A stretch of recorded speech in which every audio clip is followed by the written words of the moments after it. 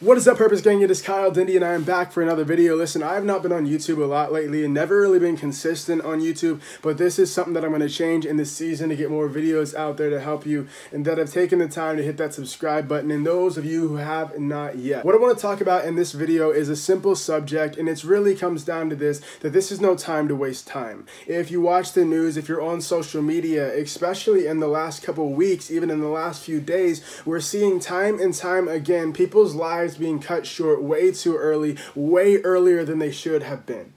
People that sometimes were here yesterday and thought they would be here today, and that ended up that not being the case.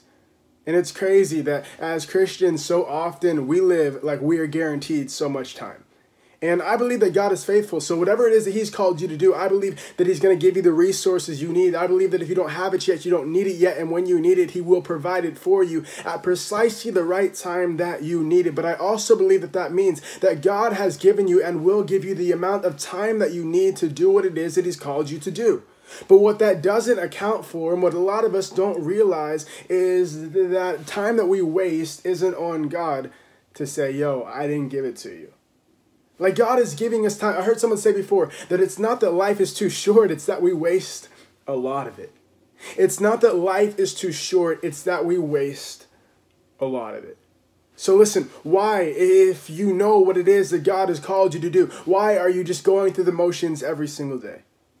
And if you don't know what it is that God has called you to do, but you believe that there's a purpose for your life that is bigger than just going through the motions, why are you not seeking after that thing? One of the biggest problems we have in the Christian church is that there's like this complacent Christianity mindset in which people just get their salvation and say that once I get mine, life is some escape plan to get to heaven and not a rescue mission to bring others with me. Listen, whoever you are, there is a purpose for your life, a reason, an assignment that God Almighty created you for.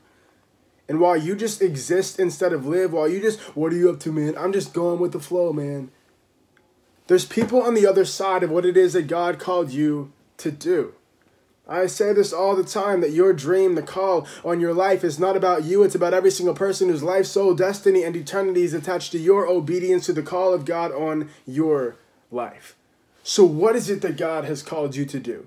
If you haven't found it yet, it is time to start searching for it. And if you have, why are you making decisions leading you in a different direction? Somebody once said to Aristotle, how do I get to Mount Olympus? And Aristotle responded, and he said this so beautifully.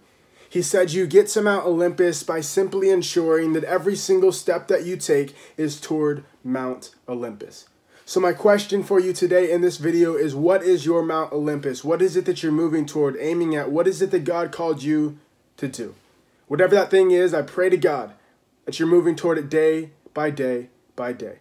Because if you know where you're trying to go, why are you taking steps every single day leading you in an entirely different direction? I love you guys so much. God has a purpose for your life, and I hope that these videos that I continue to make will help you find and follow that purpose.